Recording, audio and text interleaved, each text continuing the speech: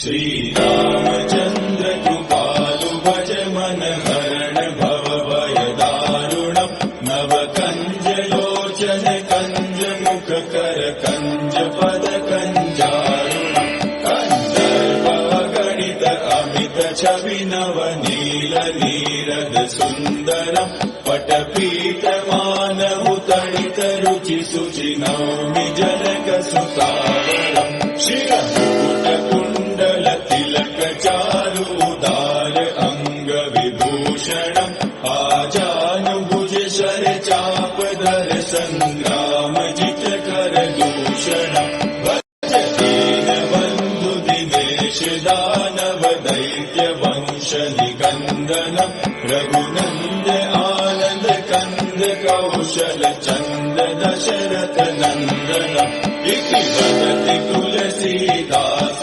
शंकर शेष मुनिवन रंजनम् मम हृदय कंज निवास कुरु कामादिकल दल गंजनम् मनुजाहि राचेउ मिलहि सोबरु सहज सुंदर सावरो करुणा निधान सुजान शील सनेहु जानत रावरो एहि बाति गौरी असीम सुनि सिय सहित हिय हर्षियलि तुलसी भवानी पूजि पूनि मुदित मन मंदिर चले सो जानि गौरी अनुकूल सिय हिय हर्षुल जाय कहि मंजूर मंगल मूल वाम अंग फहकन लगे श्री रामचंद्र कृपालु भज मन हरण भव भय दारुणम् नव कंज लोचन कंज मुख कर कंज पद कंजारुणम्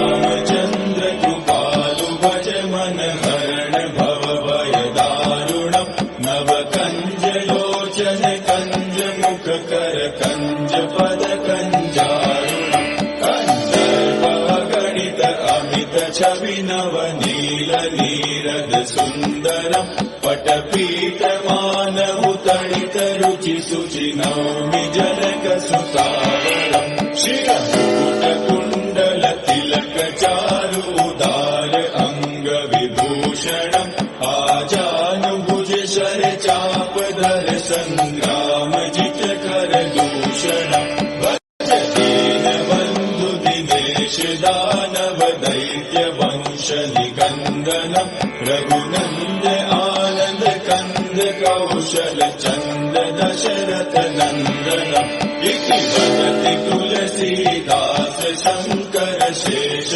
मुनिवन रंजनम् मम हृदय कंज निवास कुरु कामादिकल दल गंजनम् मनुजाहि राचेउ मिलहि सोबरु सहज सुंदर सावरो करुणा निधान सुजान शील सनेहु जानत रावरो एहि बाति गौरी असीम सुनि सिय सहित हिय हर्षियलि तुलसी भवानी पूजि पूनि मुदित मन मंदिर चले सो जानि गौरी अनुकूल सिय हिय हर्षुल जाय कहि मंजूर मंगल